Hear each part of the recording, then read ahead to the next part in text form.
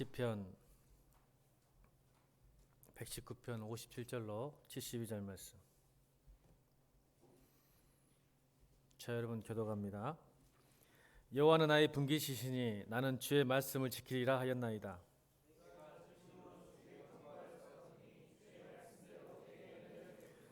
내가 내 행위를 생각하고 주의 증거들을 향하여 내 발길을 돌이켜 싸우며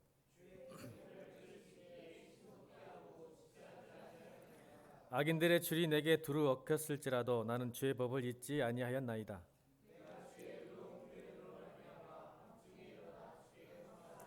나는 주를 경외하는 모든 자들과 주의 법도들을 지키는 자들의 친구라.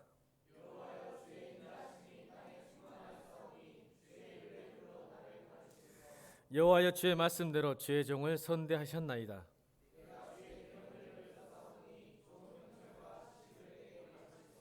고난 당하기 전에는 내가 그릇 행하였으더니 이제는 주의 말씀을 지키나이다.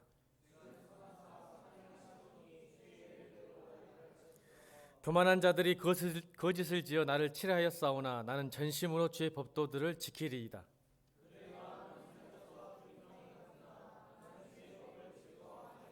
고난당하는 것이 내게 유익이라. 이로 말미암아 내가 주의 윤례들을 배우게 되었나이다. 아멘. 은혜에서 미끄러질 때 너는 가서 기다리라. 이거 지난주 주일 오후 설교였는데. 와. 은혜에서 미끄러질 때, 우리 따라합시다. 은혜에서 미끄러질 때. 우리가 신앙생활 하다 보면 은혜 중에 있을 때는 기쁘고 행복하고 좋고 모든 게 다 좋게 보이잖아요. 근데 하나님 없는 것 같고 외롭고 슬프고 허무하고 공허하고 많은 사람 중에 있어도 더 고독하고 그럴 때가 있어요. 가끔 하나님 은혜가 없는 것처럼 느낄 때가 있는데 오늘 시편 기자도 그런 때가 있었나 봅니다. 그래서 우리에게 그렇게 가르치는 거예요. 은혜에 미끄러졌구나, 넘어졌구나, 부서졌구나, 깨졌구나. 근데 어떻게 극복하고 또 어떻게 또 승리했는지에 대해서 우리에게 가르쳐 주고 싶은 것 같습니다. 여러분, 청년들의 고통과 고난은 뭘까요? 이 시대에. 가끔 제가 청년생활을 하니까 물어보면 가장 큰 게 뭐냐면 불안한 미래예요. 아직 안전하지가 않는 거죠. 어떻게 될지 몰라요, 내 삶이. 그래서 불안한 미래가 가장 힘들다 그래요. 두렵죠. 어떻게 살까? 옆에 사람을 쳐다보세요. 얘가 결혼할 수 있을까 없을까? 얘가 결혼할까 말까? 얘를 결혼해도 아파트를 장만할까? 서울에서 아파트를 살려면 한 푼도 안 쓰고 10년 2개월을 모아야 아파트를 산답니다. 직장을 취직해서 10년 2개월 동안 한 푼 안 쓰고 모아야 아파트를 살 수 있는데, 다시 한번 쳐다보세요. 얘가 아파트를 살 수 있을까 못 살까? 지금 살 수 있겠다고 자신하는데 막상 살아봐야죠. 그렇죠? 여러분, 두 번째로 청년들이 어려움을 당하고 고통이 뭐냐면 공정하지 않는 사회, 평등하지 않는 사회. 근데 여러분, 크리스찬들에게는 평등 사회보다는 공평 사회가 중요합니다. 따라봅시다. 성도에게는 평등 사회가 아니라 공평한 사회다. 이게 굉장히 달라요.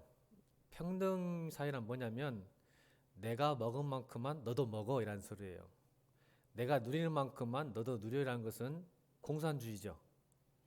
근데 우리가 자유민주국가에서는 공평한 사회예요. 청년들이 제일 힘들어하는 것은 이 공정한 기회가 사라지는 거죠, 여러분들에게. 그죠? 그래서 흙수저가 나왔잖아요. 금수저, 은수저가 있으면 걔네들은 함께 뛸 수 있는, 스타트를 할 수 있는 게 아니라 먼저 100m 달리기 하면 50m 앞에 서 있는 거야. 그래서 여러분들이 어떤 자괴감을 느끼죠. 야, 이거 공정한 기회가 없는데. 이게 공평이에요. 평등은 그냥 너나 나 똑같으니까 n분의 1 하자. 근데 여러분 그렇게 살 수 있어요? 여러분 못 살아요. 배 아파서 짜증나서. 내가 노력한 만큼 또 내가 고생한 만큼 벌어야죠.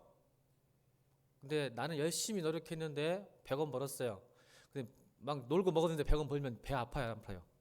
여러분, 은혜스럽게 잘 참겠어요, 여러분? 여러분 성격상 안 돼요. 짜증나죠. 그러니까 평등한 사회를 요구하지 말고 하나님, 이 대한민국이 공평한 기회와 공평한 배분이라는 공평한 사회 해달라고 기도하기 바랍니다. 평등은 안 맞아요, 우리 크리스찬들에게는. 물론 교회 공동체는 의미가 있지만 세상에서는 달라요. 그래서 공평한 사회가 되지 못했는 것 때문에 힘들어요, 청년들이. 기회가 사라진 거죠. 근데 여러분, 제가 좀 암울한 얘기 할게요. 오늘 설교 제목도 암울하잖아요. 오늘 설교 제목이 뭐라고요? 미끄러질 때. 암울하잖아. 안 미끄러지고 잘 세야 되는데 미끄러질 때. 근데 암울한 얘기 하면 우리 가까운 우리가 지금 상당히 안 좋아하고 있는 일본 이야기를 잠깐 하겠습니다. 일본은 참 애증 관계예요. 우리가 많이 배울 것도 있고 또 버려야 할 것도 있는데, 사실 일본을 보면 우리가 앞으로 10년, 20년 뒤를 볼 수 있습니다. 여러분, 혹시 사토리 세대라는 말을 들어본 적 있나요? 사토리 세대. 얼굴 보니까 못 들어봤군요. 설교할 수 있겠어요? 아무렇게나. 자, 사토리 세대는 뭐냐면 1980년대 이후에 태어난 청년들. 이제 지금 한 40살 됐겠네요. 그렇죠?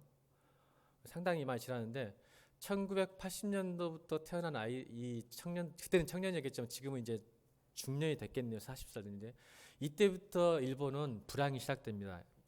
계속적으로 불황, 경제가 발전 안 해서 1980년대 태어났던 사람부터 20년 계속적으로 스태그플레이션이 걸린 거예요. 성장이 안 돼요. 그러니까 어떤 현상이 일어나냐면 2000년대에 옵니까? 20년 동안, 80년대부터 20년 동안 계속 저성장을 하다 보니까 이 자라왔던 청년, 지금 40살이겠지만 청년들이 어떤 세대가 됐을까요? 이제 앞으로 여러분 10년, 우리가 2030년 되면 지금 20년 되죠? 내년이 2020년이잖아요. 10년 뒤가 되면 여러분, 우리 한국도 초고령화 사회가 됩니다. 이 말은 곧 일본 사회를 따라갈 수밖에 없어요. 그러면 어떤 일을 하냐면 이 청년들이 자동차, 명품, 결혼, 연애가 없습니다. 왜 그럴까요? 자동차나 명품을 싫어하고 집도 안 삽니다. 의식이 깨어서 그럴까요? 꿈이 없어요. 그리고 지금 그 사또리 세대가 저축률이 마이너스 25%. 그러니까 뭔 말이에요? 빚지고 산다는 뜻이죠. 저축을 못해요. 지금 현재도. 이유가 뭘까요? 이성에 관심이 없대요. 미친 거죠. 이성에 관심이 없다니. 왜 이런 현상이 일어날까요? 해외여행도 안 가요. 유일하게 온라인 친구만 교제를 해요. 온라인 친구. 왜 그렇게 됐을까요? 불황 때문에 일본 청년 3분의 1이 죽었습니다. 갑자기 죽은 게 아니고 예를 안 나요. 그러니까 청년들이 3분의 1이 죽은 거예요. 그러니까 초고령화 시대 뭐예요? 늙은 사람밖에 없어요. 젊은 사람 세대가 없어. 왜? 40대, 이제 이 사토리 세대가 40대인데 얘기 안 나요. 왜 그럴까요? 계속. 이제 알겠죠? 답은 알죠? 여러분, 얼굴이 다 어두워지고 있어요. 지금 점점점. 우리도 그럴 것 같아서. 왜요? 소망이 없어요. 질이 떨어져요. 직업의 질이. 그래서 정규직이 안 돼서 매일 알바, 돈이 필요하면 알바하고요. 일용직 들어가서 먹을 만큼 버니까 자동차, 명품, 이성에 관심 없는 이유가 의식이 깨어 있어서 크리스찬에서 아니라 돈이 없어서 아예 꿈도 못 꾸는 거예요. 앞으로 10년 뒤에, 20년 뒤에 우리 한국이 그럴 수 있지 않을까라는 생각도, 모르는 일이지만 그럴 수 있겠다고 생각이 됩니다. 그런 세상을 살아갈 때 우리의 태도는, 설교적인 뭐예요? 은혜가. 예수 믿으면 우리는 어떻게 해야 되죠? 여러분, 우리 예수 믿으면 이런 세대가 와도 우리는 어떻게 한다고 여러분 자주 듣나요? 믿음만 가지면, 기도 열심히 하면 어떻게 된다고요? 교회 안 다니시군요. 주일 안 보내셨어요? 뭐라고 하죠? 목사님들이? 꿈은 이루어진다 그러지 않던가요? 열심히 기도하고 한 봉사하면 잘 될 거라고 하잖아요. 여러분 따라합시다. 믿음은 막연한 기대나 환상이 아니다. 또한 공식도 아니다. 여러분, 우리가 오늘 청년들에게 꼭 부탁하고 싶은 이야기는 믿음은 막연한 기대나 환상, 내가 기도한다고 해서 내가 뭔가를 막연하게 제가 서점에 가면 제일 기분 나쁜 게 뭐 괜찮아, 잘 될 거야, 이 소리 그만 좀 했으면 좋겠어. 여러분, 그 말로 위로 받으신가요? 속지 않기를 주님으로 축원합니다. 성도는요, 현실에 직면한 사람이지 현실에서 도망친 사람이 아니에요. 다시요. 성도는 현실을 직면한 사람이지 도망치고 회피하고 무관심한 게 아니다. 특히 교회를 다니는 청년, 예수 믿는 청년들에게는 부딪혀야 돼요. 현실을. 도망치지 마세요. 결론부터 얘기할게요. 직면하면 이깁니다. 도망치면 집니다. 다시요. 믿음은 막연한 기대나 환상이 아니다. 또한 공식도 아니다. 콩 나는데 콩 나는 것이 아니고, 콩 심은데 콩 나는 게 아니고 팥도 날 수 있다. 여러분, 이게 믿음이고 이게 인생입니다. 우리가 기대하진 만큼, 내가 뭘 기대하고 꿈을 꾸고 기도하고 신앙생활 한다고 해서 그대로 1 더하기 1은 2가 나오지 않는 게 인생입니다. 여러분, 현실이에요. 복음의 실제가 우리 현장의 삶에서 그래서 잘 나타나지 않습니다. 복음의 능력이, 복음의 힘이, 복음의 실제가 교회에서는 있는 것 같은데, 여러분 세상만 나가면 여러분도 도전하지 않고 기억도 않고 적용도 않고 그렇게 살지 않습니다. 이유가 뭘까요? 따라합시다. 공식대로 안 되니까. 처음에는 시도해 봤겠죠. 근데 여러분, 세상은 그렇게 우리가 생각하는 대로, 여러분이 꿈꾸는 대로 되지 않습니다. 저는 가끔 왜 하나님께서 우리를 광야로 보내셨는가? 하나님께서 그냥 이집트에서 탈출시켜서 가나안 땅으로 11일 만에 가게 만드셨다면 이스라엘 백성들이 불평불만이 한 반으로 줄었을 것 같아요. 근데 40년 동안 계속 돌게 하셔서 불평불만과 원망과 모세의 잘못과 하나님의 분노와 이스라엘 백성의 회개, 이런 복잡한 일이 왜 이렇게 하셨을까? 제가 묵상해 보면 광야는 뭐예요? 공식대로 이루어지지 않은 곳이에요. 우리 기대가 깨지는 곳이에요. 인간의 힘과 방식으로 살 수 없는 곳이 광야예요.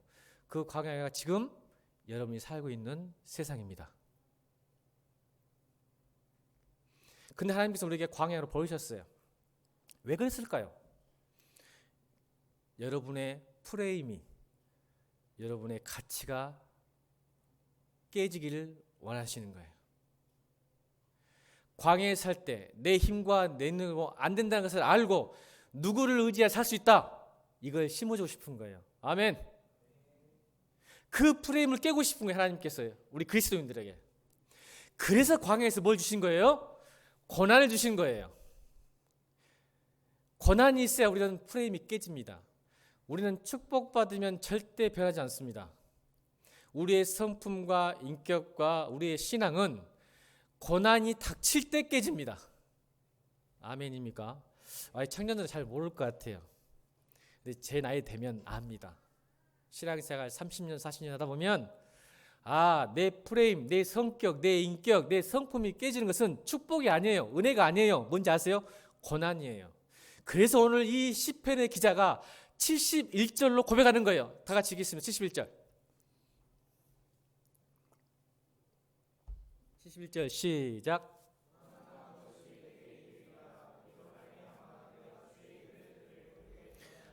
아멘. 여러분, 말씀을 깨닫고 말씀하는 것은 고난이에요.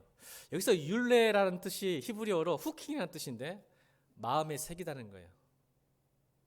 그러니까 오늘 이 말씀을 들었어요, 여러분들. 저희가 오늘 말씀 들었는데 이 말씀이 내 마음판에, 내 심령에 새겨지기 위해서는 뭐가 필요한 거예요? 여러분 설교 들으면 다 잊어버리잖아요. 안 그런 척하지 말고 좀 봐봐봐, 제발. 오늘 설교하면 내일만 지나면 다 잊을 거잖아요. 오늘 사연밤 매매도. 왜 마음판에 안 새겨지는지 아세요? 복음이, 말씀이 삶의 현장에 적용이 안 되니까 그러는 거예요. 근데 이 복음이 삶에 적용되기 실제가 되기 시작하면 여러분이 고난이 옵니다. 말씀대로 살 때 축복이 올 거예요, 고난이 올 거예요? 먼저 고난이 옵니다. 힘들어요. 그래서 그것이 마음에 새겨지기 시작해요. 그것을 오늘 율례를 배우게 되었습니다. 율례가 어원이 후킹, 마음에 새기다. 이 단어가 모세의 돌판에 하나님이 뭘 새기셨죠? 십계명. 이 새기다는 단어와 오늘 율례의 단어가 어원이 똑같아요. 그러니까 우리 말씀이, 그래서 여러분 마틴 루터가 한 말씀이 새겨졌죠. 그래서 이 세계의 모든 전 세계의 신앙을 바꿔버렸습니다. 맞아요, 안 맞아요? 우리 신교, 개신교 나왔잖아. 마틴 루터 때문에. 뭐 말씀 하나 때문에. 오늘 말씀 하나, 내 마음판에 새겨진 말씀 하나가 이 땅의 모든 신앙을 바꿔버렸어요. 그게 뭐예요? 따라하면 오직 의인은 믿음으로 말미암아, 아이고 발음도 안 돼. 믿음으로 말미암아 살리라. 이 단어가 마틴 루터의 마음에 새겨진 거예요. 그 말씀이 이 세계를 지배하고 바꿔버렸어요. 이게 고난이 유익인 거예요. 그 고난 속에 말씀이 내 것이 되고 새겨져요. 그 새겨진 말씀이 나의 프레임을 깨고 나의 믿음을 깨고 나의 인격을 변화시키고 나의 성품을 변화시킬 줄 믿습니다. 이게 유익이라는 거예요. 그러니까 우리가 아무리 말씀드려도 변하지 않는 이유는 이제 아셨죠? 아무리 10년, 20년 입어도 내가 안 변해. 이유가 뭔지 아세요? 말씀이 광야에서 적용이 안 되고 고난으로 깨닫지 못했기 때문입니다. 그래서 고난의 유익은 말씀을 배우게 되는 겁니다. 저는 우리 청년들이 끝까지 살아남아서 하나님의 말씀이 마음에 새겨지기를 주님으로 축원합니다. 축복합시다. 너 끝까지 믿음 지켜서 은혜에 미끄러져도 벌떡 일어나서 하나님 말씀이 나의 마음판에 새겨지기를 주님으로 축원한다. 아멘입니까? 여러분 스로보니게 여인 아시죠? 이 스로보니 여인도 예수님이 굉장히 무시해요. 이방 여인이 와서 왜 자꾸 껄떡대냐? 아니 귀찮다라고 일부러 그러셨어요. 우리 주님이 성품이 그런 분 아니잖아요. 이건 테스트 하신 거예요. 이방인 여인이 병이 걸려 온 거예요. 수로보니 여인이. 그래서 일부러 핀잔을 준 거예요. 오지마, 너 이 개잖아, 개. 여러분 개새끼라 한 거예요. 예수님이 지금 이 여인에게. 교회 다니겠어요, 여러분 보고? 자매들, 예수님이 이렇게 하면 여러분 교회 다니겠? 그렇게 하셨단 말이에요. 그랬더니 그 여인이 뭐라고 대답하죠? 부스러기 은혜. 개도 주인의 밥상에 떨어진 그 부스러기를 먹는다 그래요. 예수님이 깜짝 놀랍니다. 그리고 그의 인생이 바뀌죠. 그 하나 때문에, 부스러기 은혜 하나 때문에, 부스러기 말씀 하나 때문에 그 수로보기 오늘 왜 이러지? 자, 다시 한번 자 보고 읽어야지. 어디 갔어? 수로보니게 여인이 그 말 듣고 예수님이 인생을 변화시키셨죠. 그리고 뭐라고 칭찬하셨죠? 너의 믿음이 크도다. 기가 막히죠. 여러분 믿음이 큰 게 여러분 믿음이 큰 것을 오해하면 안 돼. 믿음이 큰 것은 말씀이 내 것이 됐을 때 믿음이 큰 겁니다. 진짜 내 마음에 들어왔을 때.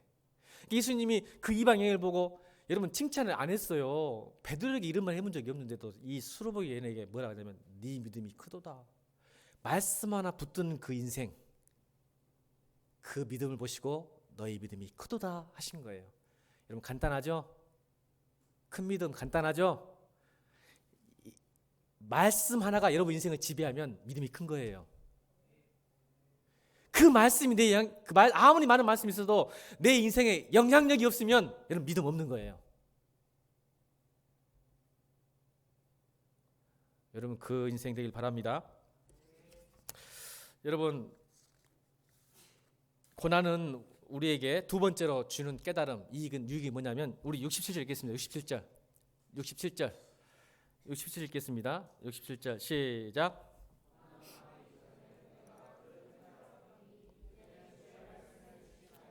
자, 은혜에 미끌렸단 말은 고난 지금 당하고 있다는, 고통당해 있단 말이에요. 은혜가 있으면 기쁘잖아요.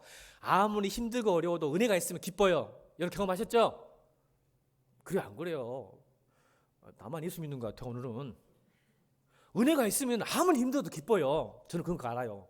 근데 아무리 좋아도 은혜가 없으면 공허해. 맞죠? 근데 은혜에 미끌렸다는 것은 이제 은혜도 없고 고통 중에 있다는 뜻이에요. 지금 은혜만 있으면 고통이어도 견딜 수 있어요. 근데 오늘 보세요. 67절에 이 고난의 유익이 두 번째 깨달음이 뭐냐면, 따라합니다. 고난은 방황을 끝낸다. 우리 청년들 지금 방황이 많을 거예요. 여러 가지 면에서 참 갈등도 많고 방황이 많아요. 아직 여러 가지 가치관이 정립 안 되고 두려운 미래 때문에 막 흔들리고 있을 거예요. 아마 여러분들, 특히 여러분 때는 그래요. 안 그러면 비정상. 자, 얼굴 쳐다보면서 너 지금 고민하는 흔적이 있는가 한번 봐보세요. 좀 고민도 하고 갈등도 있고 의심도 있고 회의가 들어야 돼요. 여러분 때는 그게 정상이야. 그냥 먹고 마시고 자면 짐승이요. 옆에 사람 생각하고 살아 그래. 생각하고 삽시다. 먹고 자고 즐기는 것은 짐승이 하는 거야.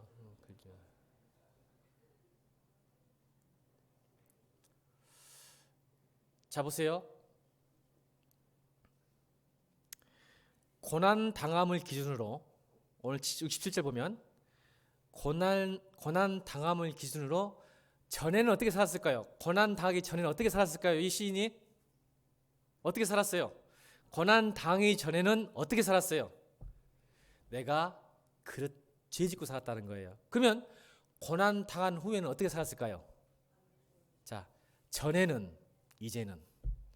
고난 당함을 기준으로 전에와 이제가 달라요. 할렐루야. 여러분 고난을 친구로 영접하길 바랍니다. 여러분 나쁜 거 아니에요. 고난 당함을 기준으로 전에는 내가 죄를 짓고 살았고 이제는 말씀을 지키고 산다. 이게 두 번째 유익이에요. 여러분 탕자가 나갔죠. 왜 나갔어요? 고난 당하기 전에는 싸가지가 없었잖아요. 싸가지 없는 놈이지. 아버지 빨리 죽으시오. 유산 내놓으시오. 싸가지 없는 놈이 아주 교만해가지고 나갔어. 왜 돌아왔지? 왜 돌아왔어? 누가 보면 15장도 모른단 말이야. 15장도. 왜 돌아왔지? 굶어 죽게 생겼을 때. 따라합시다. 적당한 고난은 안 변한다. 여러분 잘 버텨. 웬만한 고난 아이고 이 정도야 버티는데, 탕자도 어떤 고난을 당했냐면 굶어 죽게 하듯이 돌아왔지 굶을 때 안 돌아왔어.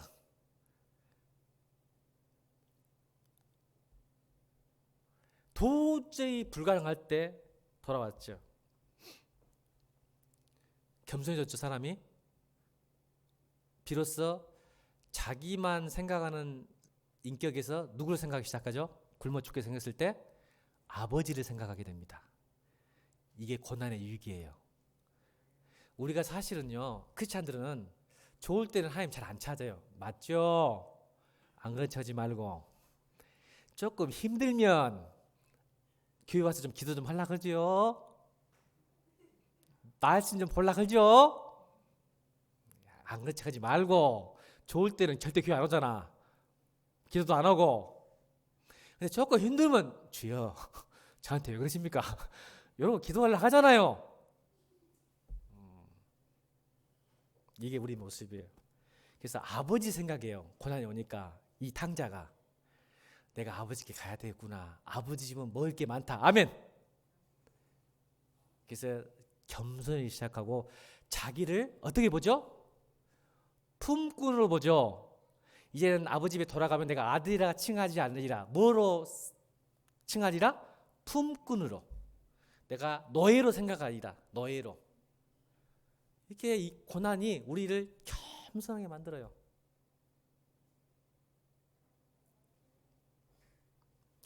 여러분 어른이 되면 잘 안 변한답니다. 이유가 뭘까요? 목사님이 참 안 변해요. 그죠? 여러분 목사님도 그죠? 안 변해. 목사님은 잘 안 변해요. 이유가 뭐죠?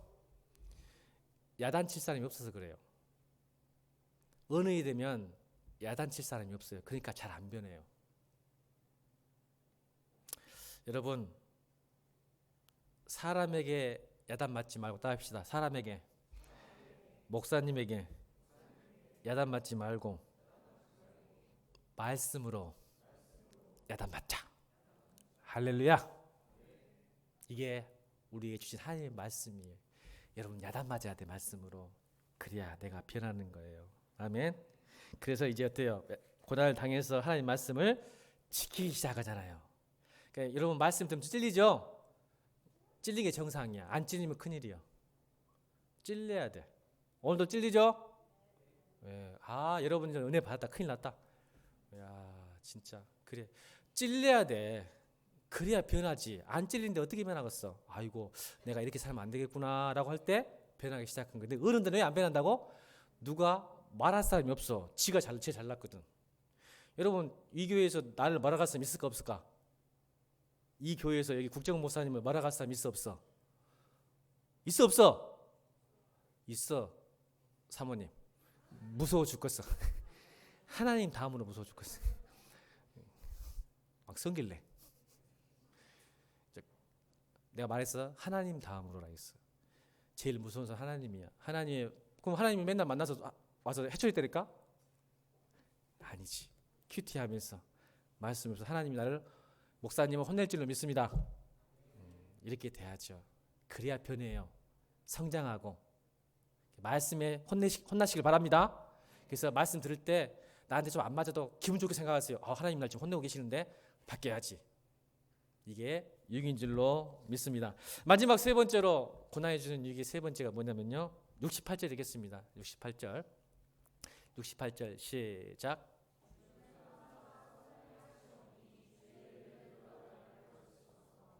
여러분 고난은 선하신 하나님을 만나는 통로입니다. 따라합시다. 고난은 선하신 하나님을 알게 한다. 오늘 68절 주는 선하사 선을 행하시오니 주의 율례대로 나를 가르치소서. 그리고 75절 읽겠습니다. 성경 지금 봐야 돼요. 오늘 본문이 72절까지 있는데 못 했을 거예요. 75절 보면 이런 말이 나옵니다. 제가 읽어드릴게요. 여호와여 내가 알거니와 주의 심판은 의로우시고 주께서 나를 괴롭게 하심은 성실하심 때문입니다. 이렇게 나와요. 그러니까 심판과 징계, 나를 괴롭게 하심, 은혜에 미끄러질 때, 내게 고통이 올 때 그 이유는 하나님이 나에 대해서 성실하기 때문입니다. 이 말이에요. 따라합시다. 하나님이 나를 괴롭히는 것은 하나님이 착하시기 때문이다. 믿습니까? 진짜로 나를 괴롭게 하신 하나님이 착하시고 선하기 때문에 그런다고 믿으십니까? 진짜? 안 그럴 거잖아요. 하나님 저한테 왜 이러세요? 막 그럴 거잖아. 따질 거 아니야. 불편할 거 아니에요. 이 말이 진짜 아멘 됩니까? 하나님이 지금 나를 괴롭히는데 그것은 하나님이 나 착하시기 때문이라는 거예요. 인정할 수 있어요? 너무 쉽게 대답하는 거 아니야? 왜 그런지 여러분 기자는 이야기합니다. 여러분 나일강의 홍수는 재앙일까요? 축복일까요? 몰라요? 세계 4대 문명 중 나일강 삼각주, 거기 나일강 홍수는 재앙일까요? 축복일까요? 축복이죠. 왜 축복이죠? 에디오파에서부터 나오는 그 물이 범람해가지고 7월부터 9월까지 10월까지 나일강 삼각주를 덮어서 홍수 때 뭐가 실려오죠? 에디오파부터 비옥한 땅, 급물살 타고 와서 나일강 삼각주를 덮으면 거기에다가 무엇을 심어도 다 잘 자랍니다. 그래서 이집트가 굉장히 부강한 나라. 그러니까 여러분 성경에 보면 제일 잘 사는 나라가 이집트였잖아요. 아브라함도 흉년 나면 어디로 도망갔어? 다 이집트로 갔지. 야곱도 도망가고 다 갔어. 이집트가 너무 잘 사는 나라야. 왜냐하면 나일강의 홍수 때문에 삼각주에서 나는 놀라운 그 식량 자원이 부하게 만들었어요. 그러니까 우리가 보기에는 그것이 홍수가 재앙인 것 같지만 하나님은 결국 그걸 통해서 우리 인간에게 복을 주시네요. 근데 지금의 이집트는 어떻게 됐을까요? 이집트가 성경을 안 읽어. 걔가 크리스찬 국가 아니잖아. 크리스찬을 핍박하는 국가잖아. 멍청하게 1971년도 대통령 이름도 모르겠어. 대통령 어떤 누가 머리 좋다고 댐을 건설해보자. 댐을. 그게 어디 갔지 댐? 이름을 잊어버렸네. 이따 갑시다 그냥. 못 찾겠어. 써놨는데. 성길랑이 찾아볼까? 찾았어. 아스완 댐. 여러분이 안 하면 그냥 대강 했구나. 설교 준비 할 것 같아서 읽었어. 아스완 댐. 아스완 댐을 딱 짓고 난 뒤에 여러분 홍수가 일어났을까 안 일어났을까? 그래갖고 지금 제가 인터넷 찾아봤어요. 설교 준비하면서 지금은 나일강이 엄청나게 오염되고 악취가 심하답니다. 꼭 우리나라 무슨 보 같죠? 누가 만들어갖고 보 썩어 말 못하겠어요. 정치적 발언 못하겠습니다. 잡혀갈 것 같으니까 막아버렸어. 갖고 악취가 나. 갖고 지금 이집트 못 사는 나라 됐죠. 성경을 읽었으면 안 그랬을 것인데. 여러분 하나님께서는요 홍수를 아무 때나 주지 않습니다. 그게 선하심이에요. 딱 1년에 7월부터 9월까지. 할렐루야. 우리 믿음의 신앙생활도 하나님이 고통을 주는 것은요 이유가 있어요. 딱 그 시기예요. 이유가 뭘까요? 여러분 우리의 고통이 재앙 같지만 결국 그것이 축복인 겁니다. 그래서 하나님의 선하심을 아는 거죠. 여러분 보세요. 어떤 선하심인지 탕자가 돌아갈게요. 돌아왔어요. 돌아왔더니 탕자가 가졌던 그 기대는 뭐였어요? 어떤 기대를 갖고 왔죠? 아버지 집에 내가 죄를 지었으니까 이제는 아버지가 불러서 품꾼으로 종으로만 세워줘도 감사하겠다. 그리고 아버지 좀 먹겠다 했을 때 그런 마음으로 왔죠? 탕자가. 근데 아버지의 선하심은 탕자 아버지의 선하심은 어떻게 드러났죠? 오자마자 버선발로 뛰어가지고 어떻게 했어요? 거지 새끼를 얼마나 냄새 나겠어. 굶어 죽기 정도 됐으니 노숙자 중에 노숙자지. 냄새나고 씻도 못하는 그 자식을 껴안고 뽀뽀하고 키스하고 키스랑 똑같네. 키스하고 손가락에 반지를 아들 반지 있어요. 아들 반지를 끼워주고 옷도 갈아입히고 먹을 거 주고 또 뭐까지 했어? 동네 장치. 송아지를 잡았어. 그러니까 형이 놀래잖아. 나는 평생 한 번도 안 잡아주더만 이 싸가지 없는 놈한테는 이렇게 있잖아. 이게 뭐예요? 선하심. 할렐루야. 우리 하나님은요 우리가 기대하고 꿈꾸고 기도하는 것보다 더 좋으신 분이에요. 그래서 고난을 겪게 된다면 얼마나 하나님 선하신 분이고 착하신 분이고 내가 기대한 것보다 더 좋으신 하나님인지를 깨닫게 된다는 것입니다.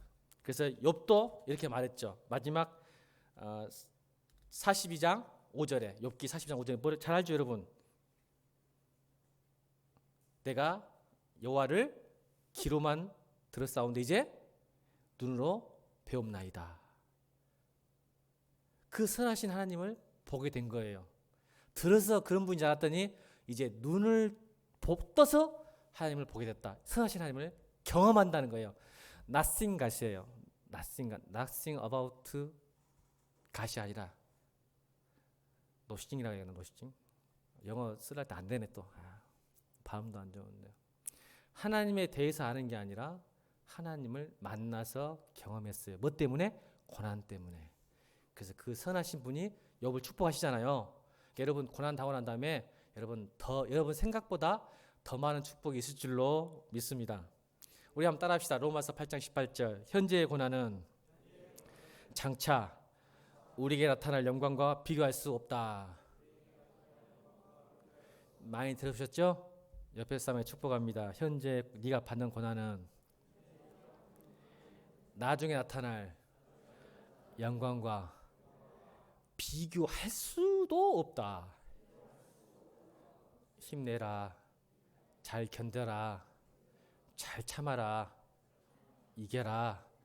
미끄러져도 기다려라.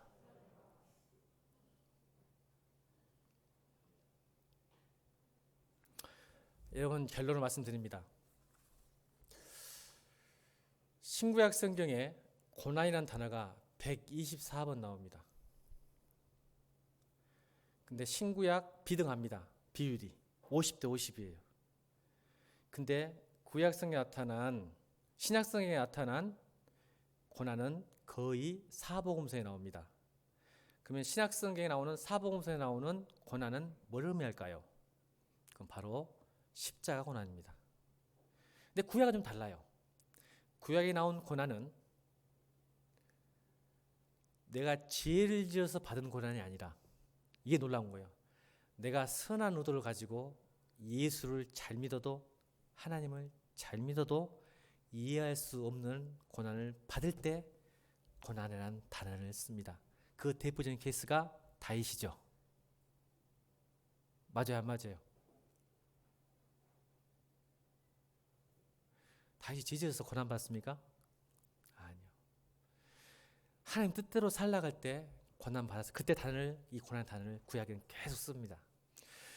여러분, 저는 오늘 여러분들에게 금메달 따고 싶은 올림픽 리스트가 그 목표를 향해서 금메달 따기까지, 마지막에 금메달 따고 기쁨의 눈물을 흘리기까지 얼마나 많은 대가를 지불했을까요? 상상할 수도 없겠죠? 먹는 것, 자는 것, 노는 것 다 포기했을 거라고 믿습니다. 아멘. 그러니까 마지막에 메달을 걸고 눈물을 흘렸어요. 우리 성도들도 그래요. 신앙이 그렇습니다.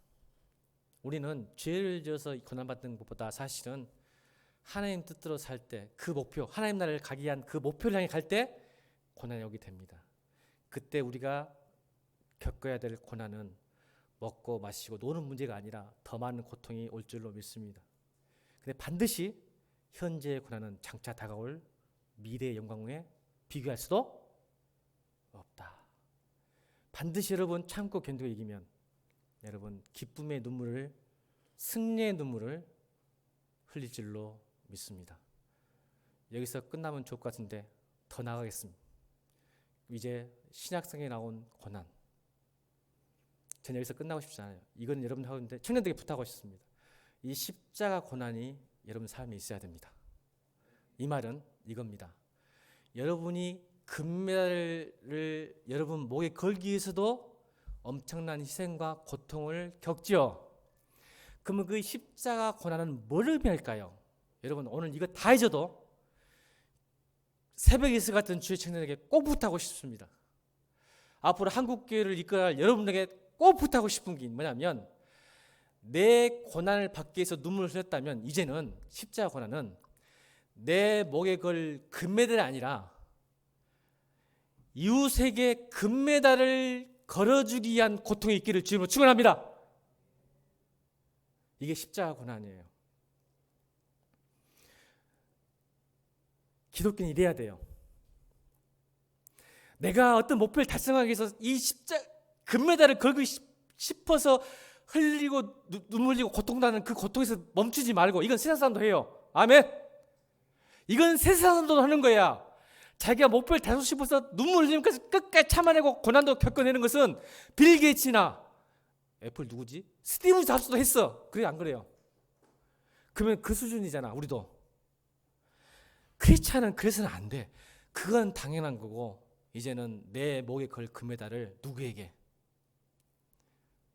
옆에 사람 쳐다봐. 나 보지 말고. 이 사람에게 걸어주기 위해서 고통을 당하는 게 십자가의 고난입니다. 예수님이 우리를 위해서 그랬던 것처럼.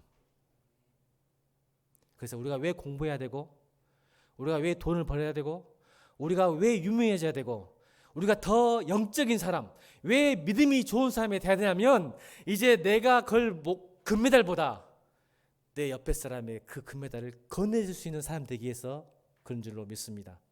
이제는 그런 고난을 받으십시오. 얼굴들이 기분이 나쁜 얼굴들이야. 이게 기독교야. 만약 이 설교 안 했다면 세상의 적극적 사고방식, 성공하고 뭐가 달라? 고난 버티는 것은요, 교회에 안 다니는 사람도 잘 버티는 거예요. 맞아 안 맞아? 그것도 해야 설교 끝나지. 3분이나 지났네. 여러분, 고난을 참는 것은 교회 안 다녀도 참는다니까. 돈 벌기 위해서. 여러분, 공부 잘하는 애들 재수 없죠? 공부 잘하는 애들 재수 있어 없어? 공부 잘하는 사람 없어. 지금 보니까 다 재수 있게 생겼어. 재수 없는 이거 뭐예요? 이것들은 공부만 하면 안 놀아, 안 먹어, 잠도 안 자, 안 놀아. 다 한다니까. 근데 우리 크리스찬은 뭐 해야 돼? 나 때문이 아니라 옆에 사람 봐. 내가 너 때문에 힘들어지기로 작정한 사람들이에요. 이게 십자가의 길이고 제자의 길이고 성도의 길인 줄로 믿습니다. 여러분, 그렇게 삽시다. 이게 성도입니다. 이게 우리가 말하는 복음적 고난이라고 해요. 그래서 우리가 자발적으로 고통을 당하는 거야. 이유 때문에.